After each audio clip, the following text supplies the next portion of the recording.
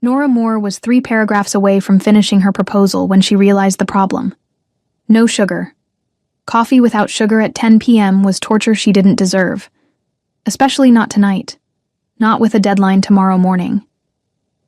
Tell me where you're watching from, because tonight you'll discover that sometimes the best relationships start with borrowed sugar and unicorn slippers. The grocery store was closed. Her apartment was practically empty, boxes still unpacked from the move last week, which meant basic supplies were scattered somewhere in cardboard chaos, or simply non-existent. Her options were simple. Give up on coffee, drink it black, or do what normal people did in normal apartment buildings. Ask a neighbor. She looked through the peephole into the hallway. Empty. Silent. 10 p.m. on a Tuesday meant most people were home. Someone had to have sugar. The apartment 3 doors to the left had lights on. Good sign. Nora stepped into the hallway wearing a long black robe that covered everything but was definitely sleepwear. Hair still damp from the shower she'd taken 20 minutes ago. No makeup. And fluffy unicorn slippers that were a gift from a friend and that she secretly loved. Not exactly the first impression she'd planned to make on her neighbors, but also 10 p.m., sugar, caffeine emergency. Priorities. She knocked on the door. 3 polite knocks. Waited. Nothing. Knocked again. A little harder. Footsteps. Someone approaching. She straightened her posture, prepared her friendly smile of sorry to bother you, but do you have sugar? The door opened, and Nora completely forgot how to form words. The man in the doorway was easily 6'2", broad shoulders filling out a black dress shirt with sleeves rolled to his elbows. Dark hair combed back with a few strands falling across his forehead. Strong jaw with stubble like he hadn't shaved today but looked good that way. Dark brown eyes, almost black, studying her with an intensity that made something in her stomach tighten. He was absurdly attractive. Like stepped out of an Italian cologne commercial attractive. Like how do you live 3 doors away and I didn't know attractive. And she was wearing unicorn slippers. Perfect. Absolutely perfect. The man waited. Eyebrow slightly raised. Expectant. Say something, Nora. Anything. Stop staring at him like an idiot. Hi, she managed. Sorry to bother you. I know it's late. He said nothing. Just kept looking at her with that intensity that was half intimidating and half something else she wasn't going to analyze right now. I just moved in, to 12C. She pointed vaguely in the direction of her apartment. And I realized I'm out of sugar. I have to finish some work and I need coffee, but coffee without sugar at 10 p.m. is basically torture, you know? Stop. Talking. Nora.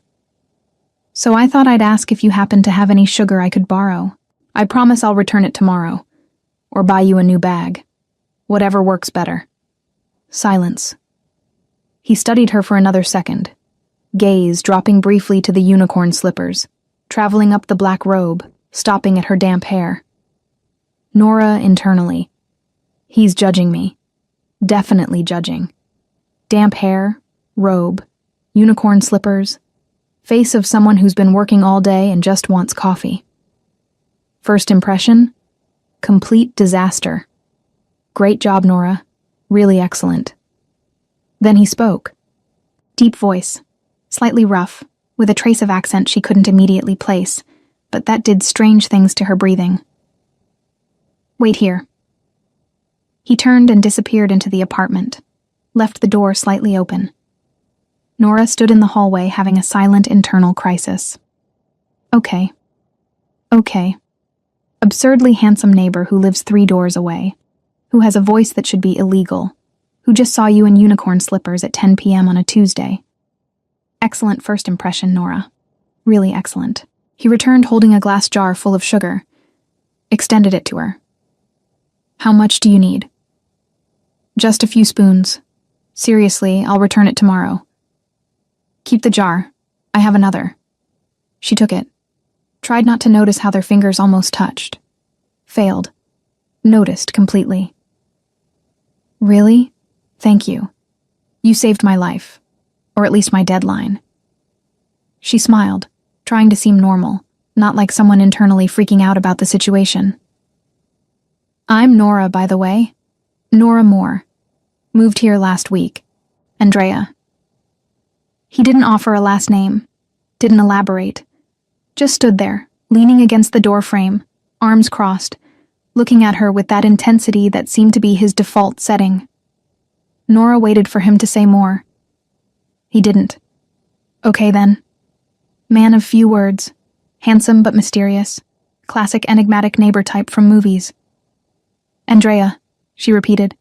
"Thank you again. Really, you saved my coffee, and consequently my work, and consequently my sanity. Stop talking. So good night." She turned to leave before continuing to make a fool of herself. "Nora." She stopped, looked back. "Yes?"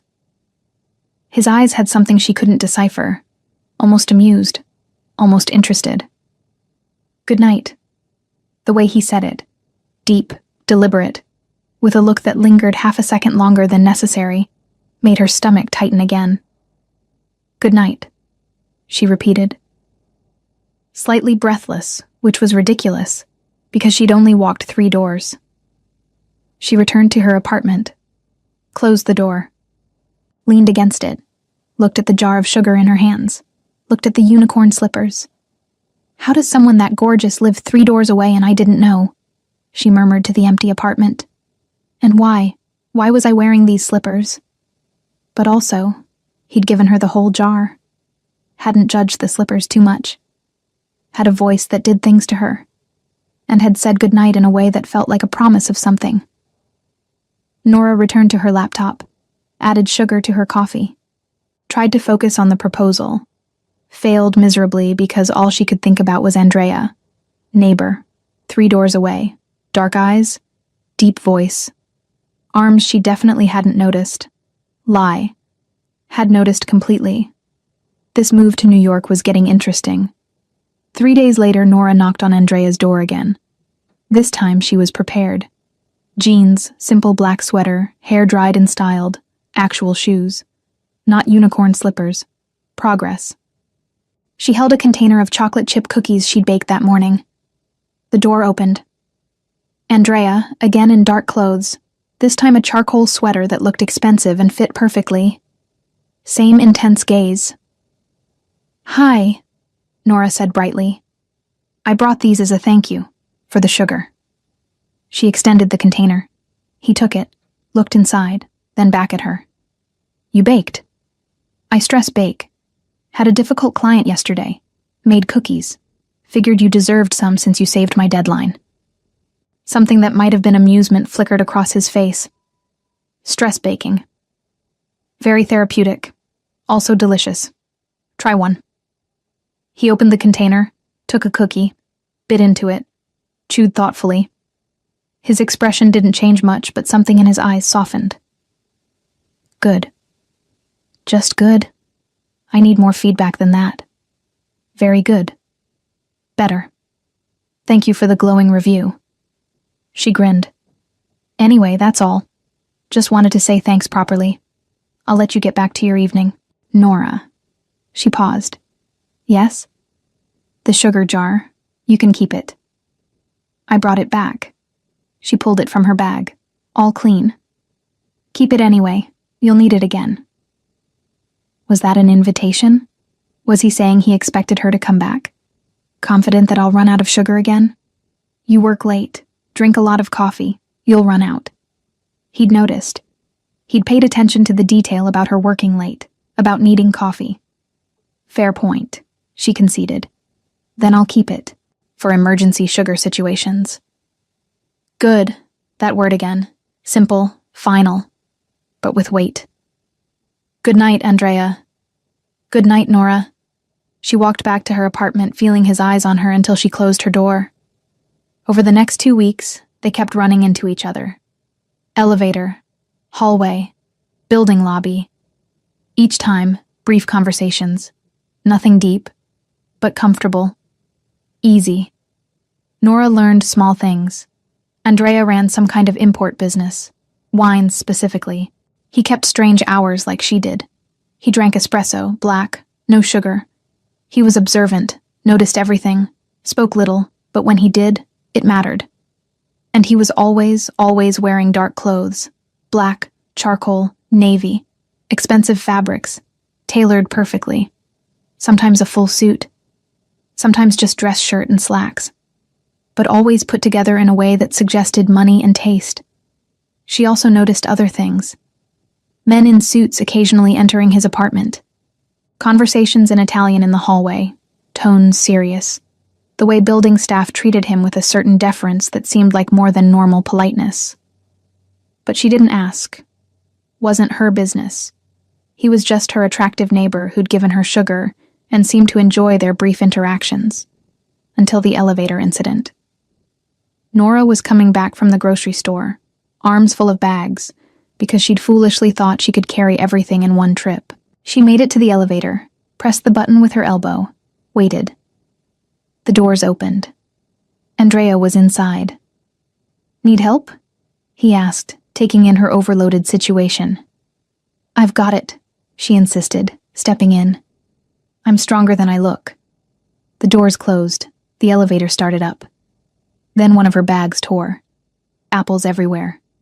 Rolling across the elevator floor. She lunged to catch them, other bags slipping. A jar of pasta sauce tumbled out. Andrea caught it before it hit the ground. "Okay, I might need help," she admitted. He gathered the apples calmly, efficiently, held the torn bag together. "Which floor?" 12, same as you." "I know." Of course he knew. They rode up in silence, Andrea holding her broken bag together, Nora feeling embarrassed and grateful in equal measure. At their floor, he followed her to her door. "Keys?" "Jacket pocket. Left side." He retrieved them without comment, unlocked her door, carried the broken bag inside. Nora's apartment was still half unpacked. Boxes stacked in corners. Furniture minimal. It looked temporary. Unfinished. She suddenly felt self-conscious about the state of things. Andrea set the groceries on her kitchen counter, looked around. His gaze was assessing, but not judgmental. "You moved alone," he observed. "Yes. New job opportunity. Regional director position opened up here. Too good to pass up." "From where?" "Chicago." He nodded slowly. "That's a significant move." It was time for a change. New city, new challenges, new life. She started unpacking the groceries. "Thank you for the rescue. I really thought I could carry all that." "Ambition over practicality." She laughed. "Story of my life." He leaned against her counter, arms crossed, watching her put things away. The position was casual, but his presence filled her small kitchen in a way that made her hyper-aware of every movement. "You work from home," he said. Not a question. "Mostly. I'm a literary agent. Represent authors, negotiate their book deals. Lots of phone calls, emails, manuscript reading. Occasional meetings in the city, but mostly remote. That explains the late hours. And the desperate need for sugar at 10 p.m. She smiled. "What about you? You mentioned import business?" "Wine. Italian wines primarily. Family business." "That explains the Italian. You noticed. Hard not to when you're speaking it in the hallway." She closed the fridge. "I don't speak it myself, but I recognize it." "Would you like to learn?" The question caught her off guard. "Learn Italian. I could teach you, if you're interested." Was Andrea Benedetto offering to spend time with her? Teaching her Italian? "I'd like that," she said carefully. "But I should warn you, I'm terrible with languages. We'll see." That confidence again. Quiet. Certain. "Okay then." She met his eyes. "When do we start?" "Tomorrow, 7 p.m. My place. I'll make dinner." Her heart did something complicated in her chest. "You cook?" "I'm Italian. Of course I cook." Fair point. She tried not to look too excited about this development. Dinner at his place, Italian lessons, time together. "What should I bring?" Just yourself." He moved toward her door, paused, turned back. "Nora, wear what you want. Unicorn slippers are acceptable." Then he left, closing her door behind him. Nora stood in her kitchen, hand pressed to her chest, grinning like an idiot. He'd invited her to dinner. He'd mentioned the unicorn slippers. He wanted to teach her Italian. This was definitely a date. Right? This had to be a date. She grabbed her phone, called her best friend Rachel back in Chicago. "He invited me to dinner." "The hot neighbor?" "His name is Andrea, and yes, the hot neighbor. Tomorrow night. His place. He's going to teach me Italian." "Oh my God, that's so romantic. Italian lessons? Nora, this man is smooth." "I know, I'm freaking out. What do I wear? What do I say? What if I'm terrible at Italian and he regrets inviting me?" "You wear something that says I'm interested but not trying too hard. You be yourself. And if you're terrible at Italian, you laugh about it. This is good, Nora. You deserve good." "It's probably nothing. Just a neighbor being nice." "Neighbors don't offer to teach you Italian over homemade dinner. This man is interested. Trust me." Nora wanted to trust her. Wanted to believe that Andrea's invitation meant what she hoped it meant. She spent the next day trying not to obsess. Failed completely. By 6:30 p.m., she'd changed outfits 3 times, settled on dark jeans and a soft burgundy sweater that was casual but flattering. At exactly 7 p.m., she knocked on his door. Andrea opened it wearing black jeans and a dark gray Henley. Casual. Devastating. His hair was slightly damp like he'd showered recently. "Come in." His apartment was nothing like she expected. Clean lines, minimalist furniture, but warm, comfortable. Floor-to-ceiling windows showing the city lights. Kitchen open to the living area, currently filled with the smell of something incredible. "What are you making?" she asked, following him to the kitchen. "Cacio e pepe. Simple but requires technique." She watched him work. Confident movements, practiced ease. He added pasta to boiling water, grated cheese, ground pepper in a pan. "Can I help?" "Watch first. Learn. Then next time you help." Next time. He was already assuming a next time. "Okay, teacher, I'm watching." He explained as he worked, the importance of pasta water, the ratio of cheese to pepper, how to create the creamy sauce without scrambling the eggs. His voice was steady, patient, hands moving with precision. 10 minutes later, he plated 2 portions. Simple. Perfect. They sat at his dining table. Nora took a bite and nearly melted. "Oh my God. Good? This is incredible. How did you make something so simple taste this amazing?" "Practice and good ingredients." He twirled pasta on his fork. "My mother would say it's acceptable." "Just acceptable?" "She has high standards." "I'm terrified to meet her then." The words came out without thinking, implying a future, implying meeting family. Nora felt her face heat. "Sorry, I didn't mean to assume." "She'd like you," Andrea said calmly. "She appreciates directness and good appetite." He'd said it like meeting his mother was inevitable, like there was a future here that included family dinners and acceptance. They ate in comfortable silence for a while. Then Andrea said, "Your Italian lesson. Let's start with basics." "Okay, I'm ready." "Buonasera, good evening." "Buonasera," she repeated. Her pronunciation was terrible. "Buona sera," he corrected gently, emphasis on the second to last syllable. "Buonasera," she tried again. Better. "Good. Come stai? How are you?" "Come stai." "Sto bene. I'm well. E tu? And you?" They went through basic phrases. Greetings. Common expressions. Andrea was patient, correcting her pronunciation without judgment, occasionally smiling when she got something particularly wrong.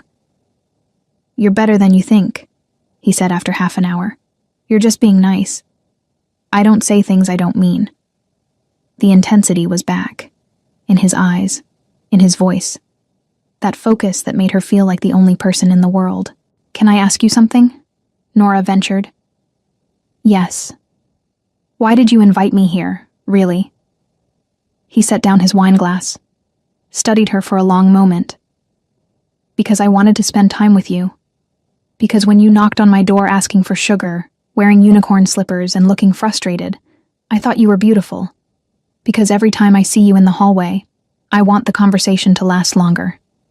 Because teaching you Italian seemed like a good excuse to see you more." Nora's breath caught. "Oh, if that's too direct." "No." She reached across the table, put her hand over his. "It's not too direct. It's perfect. Because I've been hoping you'd want to see me more. I just wasn't sure if I was imagining things." His hand turned under hers, fingers intertwining. Large, warm, strong. "You're not imagining anything." They stayed like that for a moment, connected, the city glittering outside, something real building between them. "So this is a date," Nora said softly. "This is a date. Good, just checking." He smiled, actually smiled. Full, genuine, transforming his usually serious face into something devastating. "Would you like dessert?" he asked. "What do you have?" "Tiramisu. I made it this morning." "You made tiramisu?" "I told you. I'm Italian." She laughed. "Then yes, definitely yes, to tiramisu." They moved to his couch after dessert, which was as incredible as everything else he'd made. Sat close enough that their knees touched. Talked about everything. Her work representing authors, his import business, Chicago versus New York, favorite books, worst dates, family dynamics. Andrea was surprisingly easy to talk to once he opened up. Dry sense of humor, thoughtful observations. Questions that showed he was actually listening, not just waiting to talk. Around 11 p.m., Nora reluctantly said she should go. "I have a morning call with a publisher. Need to be coherent." Andrea walked her to his door. They stood in the threshold, neither quite ready to end the evening. "Thank you for tonight," Nora said. "The dinner, the Italian lesson, the conversation, all of it. Thank you for coming. Can we do this again? Tomorrow?" She laughed, eager. "I know what I want." God, the way he said things. Direct. Certain. No games. "Tomorrow, then," she agreed. "My place? I can't cook like you, but I make decent pasta." "I'll bring wine." "Perfect." They stood there for another beat. Close enough that she could smell his cologne. Something subtle.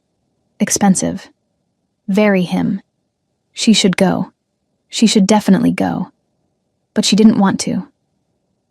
Andrea's hand came up, fingers brushing a strand of hair behind her ear. The touch was gentle, deliberate. His thumb traced along her jaw. "Nora, yes? I'm going to kiss you now. Unless you object." Her heart hammered. "I don't object." He leaned in slowly, giving her time to change her mind. She didn't. His lips met hers, soft at first, testing. She made a small sound in her throat and his hand slid into her hair, deepening the kiss. It was perfect. Controlled but intense. Restrained but promising more. The kind of kiss that made her forget her own name. When they broke apart, she was breathing hard. That was... Yeah, she agreed. Definitely yeah. He smiled against her lips, kissed her once more, brief and sweet. "Good night, Nora." "Good night, Andrea." She floated back to her apartment, closed the door, slid down it with a ridiculous smile on her face. Rachel was getting a very detailed phone call in exactly 5 minutes. Over the next 3 weeks, Nora and Andrea fell into a rhythm. Dinners together, Italian lessons that mostly turned into conversations and kissing. Morning coffee at his place or hers. Easy domesticity that felt natural despite the short time they'd known each other. Nora learned more about him. His family was from Sicily originally, settled in New York 3 generations ago. He had 2 brothers and a sister. His mother Lucia was formidable and an incredible cook. His father had passed 5 years ago. Family was everything to him. His import business was successful, legitimate, something he'd built from his father's smaller operation. He was proud of it, worked hard, kept irregular hours because international calls and shipments happened at strange times. But she also noticed things that didn't quite add up. The men in suits who came to his apartment weren't wine distributors. Their conversations in Italian had a weight to them that felt like more than business. The way people treated him in the neighborhood, especially at the Italian restaurant 2 blocks over, had a deference that seemed excessive for a wine importer. She didn't ask, didn't push. Whatever Andrea was beyond the man who cooked her dinner and kissed her senseless. She wasn't sure she wanted to confirm, until the day she couldn't avoid it anymore. She was coming back from a meeting in Midtown, around 6 p.m., carrying her laptop bag and takeout coffee, looking forward to seeing Andrea later that evening. As she approached their building, she noticed 2 men standing near the entrance. Not residents, not delivery guys, just standing there, watching. Something about them made her uncomfortable. The way they held themselves, the way they scanned the street. She slowed her pace, unsure whether to approach. Then Andrea appeared from inside the building. He wasn't alone. 3 men flanked him, all in dark suits. One of them was Marco, who she'd met briefly once before. Andrea had introduced him as a business associate. The others she didn't recognize. The 2 men who'd been waiting straightened. One of them stepped forward, hands visible but posture aggressive. Nora froze on the sidewalk, half hidden by a parked car. The man spoke in Italian. Fast, angry. She couldn't understand the words, but the tone was clear. Threat, demand. Andrea's response was calm, quiet. But his body language changed, became harder, more dangerous. The men around him shifted slightly, ready. The standoff lasted maybe 30 seconds. Andrea said something final, definitive. The 2 men looked at each other, then back at him. One of them started to argue. Marco moved. Not dramatically, just a small shift that put him slightly in front of Andrea. Protective. The message was clear. The men backed off, hands raised slightly in surrender. They walked away, glancing back once, but they walked away. Andrea watched until they turned the corner. Then he said something to Marco in Italian, hand on his shoulder, brief. Then he looked around, scanning the street. His eyes found her. She was caught. No way to pretend she hadn't seen. No way to unsee what she'd just witnessed. They looked at each other across the distance. His face was unreadable. He said something to the men with him. They nodded, dispersed. Then he walked toward her. Nora didn't move. Couldn't decide if she should run or stay, or pretend everything was normal. He stopped in front of her. How much did you see? Enough. How long have you been standing here? Long enough to know that wine importers don't usually have this kind of meetings on the street. Silence. His jaw tightened. She could see him calculating, deciding something. Come upstairs, he finally said. We need to talk. Andrea, please, come upstairs. Let me explain. She should say no, should go to her own apartment and lock the door and rethink this entire relationship, should recognize the red flags and walk away. Instead, she said, okay. They rode the elevator in tense silence, walked to his apartment. He unlocked the door, held it open for her. His apartment looked the same, comfortable, safe. But now she saw it differently, noticed things she'd overlooked. The security system was more sophisticated than normal. The windows had additional locks. There was a room off the hallway that was always closed, that he'd never shown her. Andrea went to the kitchen, poured 2 glasses of whiskey, handed her one. Sit, please. She sat on his couch. He sat beside her, angled toward her, close but not touching. What you saw, he began. That was business, legitimate business that sometimes requires unofficial negotiations. Andrea. She set down her glass. Don't do that. Don't treat me like I'm stupid. Those men weren't wine distributors. That wasn't a business negotiation. That was something else. He looked at her for a long moment, then nodded slowly. You're right. I'm sorry. You deserve honesty. He took a breath. My family, the Benedetto family, were part of an organization. A very old organization with roots in Sicily. My great-grandfather brought it here. My grandfather expanded it. My father ran it until he died. Now my older brother runs it.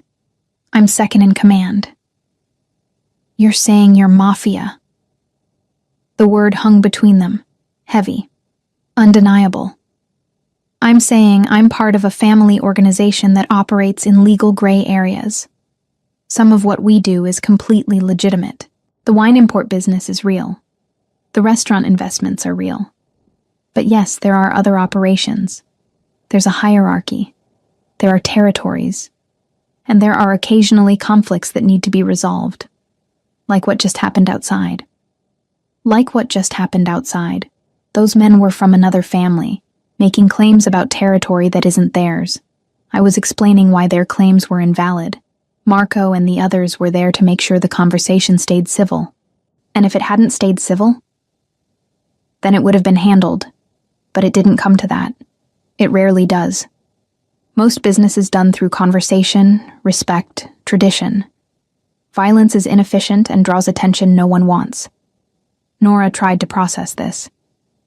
The man who'd taught her Italian and made her cacio e pepe was part of the actual Mafia, the organization, the criminal organization. The men who come to your apartment, she said slowly. They're not wine clients. Some are. But many are family associates. Yes. And Marco? Is my right hand. Has been since we were teenagers. He handles security, logistics, personnel. Security. She laughed without humor. Is that code for something? It means he makes sure I stay alive. And that people who need protecting are protected. People like me. People like you. She stood up, needing space, walked to his window, looked out at the city. This is insane. This is absolutely insane. I've been dating a mobster for 3 weeks. You've been dating me, who happens to be part of an organization. That's a hell of a distinction. It's the only distinction that matters. He came up behind her, didn't touch her, but was close. I'm still the same person who gave you sugar, who taught you how to make cacio e pepe, who listens when you talk about difficult clients and celebrates when you close a big deal. The organization is part of who I am, part of my family, my responsibility. But it's not all I am. She turned to face him. Those men outside. What if they'd tried something? What if someone gets hurt? I do everything in my power to prevent that. I have rules, lines I don't cross. I don't deal drugs. I don't hurt civilians. I don't involve innocents. Everything I do is contained within our world, our rules, our consequences. But people do get hurt in your world. Sometimes, yes, when they break rules, when they threaten what's mine, when they leave no other choice. Have you hurt people? He didn't flinch. Yes. Have you killed people? No. But I've been present when others have. And I've given orders that led to violence. I won't lie to you about that. Nora felt dizzy. This was too much, too real, too dangerous. Why are you telling me all this? You could have lied, could have kept it hidden. Because you deserve truth. Because I care about you. Because if we're going to continue this, you need to know exactly who I am, what I am, and you need to decide if you can accept it. And if I can't? His expression tightened. Pain flickered across his face. Then I'll respect that. I'll stay away from you. I'll make sure you're safe. But I'll let you go. Just like that? No. Not just like that. It would destroy me. But I'd do it. Because your safety and your choice matter more than what I want.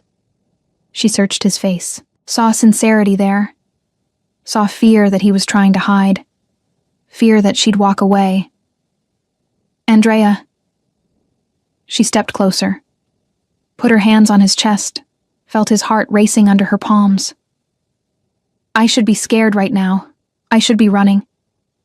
Every rational part of my brain is screaming at me to get out. But I'm not scared. Not of you. I've seen you with me. I've seen how careful you are. How protective. I've seen the man who remembers how I take my coffee and asks about my day and makes me laugh. That's who you are to me. And yes, you're also part of this organization, this dangerous world I don't fully understand. But that doesn't change how I feel about you. How do you feel about me? She met his eyes. I'm falling in love with you. Maybe already have fallen. And that probably makes me crazy. And my friends would definitely say I've lost my mind, but it's true. I love you, the wine importer and the underboss and everything in between. His hands came up to frame her face. Nora, are you sure? Because once you're in my life, really in it, there's no pretending you don't know. There are risks. There are complications. I can protect you, but I can't promise there won't be moments like today where you see things that scare you. I don't need promises of perfection. I need honesty, which you just gave me. And I need to know that you'll always tell me the truth, that you'll keep me safe, that this is real. It's real. More real than anything I've felt before. I love you. I think I loved you from the moment you knocked on my door asking for sugar in those ridiculous slippers. She laughed, tears suddenly in her eyes. The unicorn slippers. The unicorn slippers. Looking frustrated and beautiful and completely oblivious to who I was. You saw me as just a neighbor, just a man. Not the Benedetto underboss. Just Andrea. And I needed that. Needed you. He kissed her then, deep and desperate and relieved. She kissed back with everything she had, hands fisting in his shirt, pulling him closer. When they broke apart, both breathing hard, she said, "So we're doing this? For real? With everything out in the open?" "If you want to." "I want to, but I need you to promise me something. Anything. Don't ever lie to me about what you do. I don't need all the details. I don't need to know every operation. But if I ask, you tell me the truth. And if something puts me at risk, you tell me immediately. I promise. Complete honesty. Always. And I won't ask you to leave the organization. I know it's family. I know it's who you are. I accept that. But you have to accept that I'm going to worry. That I'm going to have hard days with this. That sometimes I might need space to process. I accept that, and I'll be here. However you need me to be." She nodded. Took a shaky breath. Okay then. We're doing this. We're doing this." They held each other for a long time. The city darkened outside. Inside, something new settled between them, built on truth and choice and love that was real enough to weather complications. Eventually, Nora said, "I should probably know more. About your family. About the organization. If I'm going to be part of your life." "Tomorrow," Andrea said.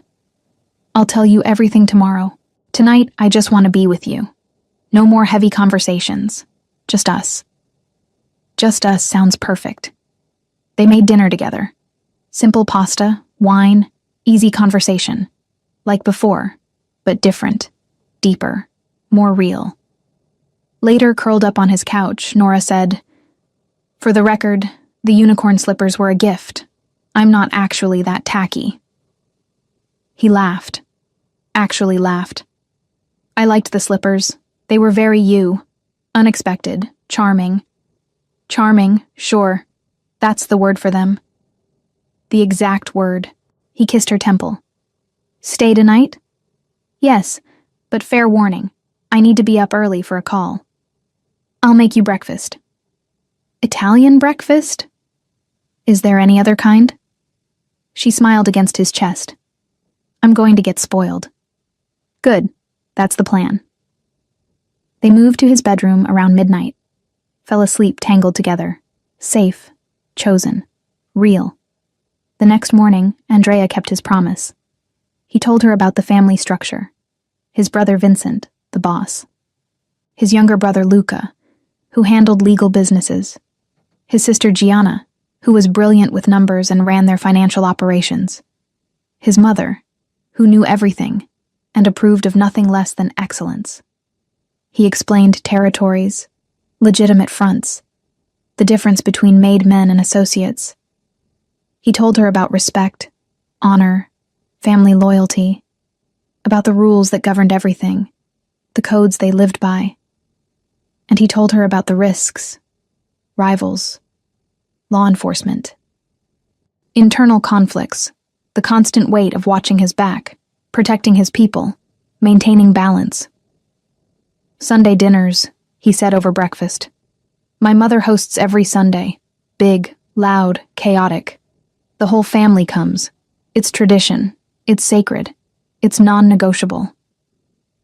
And you want me to come? I'd like you to meet them, but only when you're ready. No pressure. Nora thought about it. Next Sunday? That fast? If I'm in this, I'm in this. Might as well meet the family. He looked at her with something like wonder. You're incredible. You know that? I'm terrified, but I'm doing it anyway. That's the definition of courage. Sunday dinner at the Benedetto house in Brooklyn was exactly as advertised. Big, loud, chaotic, and wonderful. Lucia Benedetto was formidable, sharp-eyed, evaluating. She pulled Nora aside within 10 minutes of arrival. So, you're the one who's been occupying my son's attention. I hope that's okay. He smiles more now, laughs. Seems lighter. That's you? I'd like to think I contribute. Lucia studied her. You know what he is? What the family does? I know enough. And you stay anyway? I stay because I love him. Not despite what he is. Because of who he is. All of it. Lucia's expression softened. Just slightly. Smart girl. Welcome to the family. But hurt him, and you'll answer to me. Understood. Same goes for him hurting me. Lucia actually smiled. I like her, Andrea. She called across the kitchen. Keep this one. The rest of the family was equally intense but welcoming. Vincent, serious and measuring. Luca, charming and funny. Gianna, sharp and warm. Nieces and nephews running everywhere. Food covering every surface. By the end of the evening, Nora felt like she'd been absorbed into something bigger than herself. Something real and complicated and lasting. They loved you, Andrea said on the drive back to Manhattan. Your mother threatened me. That means she approves. If she didn't care, she wouldn't bother threatening. That's a terrifying system of approval. Welcome to the family. She looked at him. Really looked. Saw the happiness in his face, the relief. This had mattered to him. Her meeting them accepting her. It mattered. I love you, she said. I love you too. He glanced at her. Think you can handle Sunday dinners every week? I think I can manage. Over the next few months, they fell into a rhythm. Work during the day, evenings together. Sometimes at his place, sometimes at hers. 3 doors apart, together whenever they wanted. Separate when they needed space. It worked perfectly. She met Marco properly, learned he was protective and loyal and had a dry sense of humor. She met other associates, learned names and roles. She never asked for operational details, but understood the structure, the hierarchy, the world Andrea lived in. And sometimes she saw the darker side. Andrea coming home late with tension in his shoulders. Conversations that stopped when she entered the room. Marco and others moving with purpose that suggested trouble somewhere. But Andrea kept his promise. When she asked, he told her. Never graphic details, but enough truth that she understood. There were problems with rivals. There were internal issues. There was always something that needed managing, and she learned to accept it, To not panic when men in suits appeared. To trust that Andrea knew what he was doing, that he'd keep her safe, that he had rules and lines he wouldn't cross. 6 months after that first knock on his door, Andrea took her to dinner at a small Italian restaurant in Little Italy. Private room upstairs, candles, wine. His mother's recipe for ossobuco that the chef had made special. After dessert, he reached across the table, took her hand. "I need to ask you something." "Okay." "This thing we have, living 3 doors apart, together but separate. It works for us, doesn't it?" "It does. I love having my own space, but knowing you're right there whenever I want you." "I thought so. So here's my question." He pulled a small box from his jacket pocket, opened it. A ring. Sapphire and diamonds in platinum. Stunning. "Nora Moore, I love you. I want to marry you. But I'm not asking you to move in with me. I'm asking you to marry me and stay exactly where you are. 3 doors away. Partners in life but independent in space. Unconventional and perfect for us. What do you say?" Nora stared at the ring. At him. At this ridiculous, perfect proposal. "You're proposing marriage but not cohabitation? I'm proposing partnership. However it works for us. Breaking all the traditional rules because we make our own rules." She started laughing. Couldn't help it. It was so them. So perfect. "Yes. God, yes. I'll marry you. And stay 3 doors away. And make our own rules. All of it. Yes." He slid the ring onto her finger. Stood. Pulled her up and into his arms. Kissed her like they were alone in the world. "I love you," he said against her lips. "I love you too. You ridiculous, perfect man." They married 4 months later. Small ceremony at a beautiful venue in Brooklyn. Family and close friends. Traditional, but with their own touches. When the officiant said "You may kiss your bride," Andrea cupped her face and kissed her like he'd been waiting his entire life for this moment. At the reception, Lucia gave a toast. "To my son and his bride, who prove that love doesn't follow rules, who build their life their way, who are stubborn and perfect together. Salute." Later, Nora and Andrea snuck away from the reception, drove back to their building, stood in the hallway between their 2 apartments. "So," Nora said, "your place or mine? Yours tonight, mine tomorrow. That's the beauty of this arrangement. Best decision we ever made. Married but 3 doors apart. Best decision I ever made was opening the door when you knocked asking for sugar. Best decision I made was wearing the unicorn slippers." He laughed, pulled her close. "Come on, wife, let's go home. Whichever one we choose tonight." They went to her apartment, made love in her bed with the knowledge that tomorrow they could be in his. That they had each other and their space and everything in between. Years later, people would ask how they made it work. Marriage but separate apartments, together but independent. And they'd smile and say it was simple. They made their own rules, built their life their way. Started with borrowed sugar and ended with forever. Nora had knocked on a stranger's door asking for something simple, and found everything she didn't know she needed. A man who saw her, who loved her, who gave her partnership without possession, who understood that sometimes the best relationships are the ones that break all the traditional rules. She'd knocked for sugar. She'd found home, 3 doors away from the love of her life, exactly where she belonged. Subscribe for more Mafia romance stories. Join our members area for exclusive content. Hit the notification bell so you never miss an upload.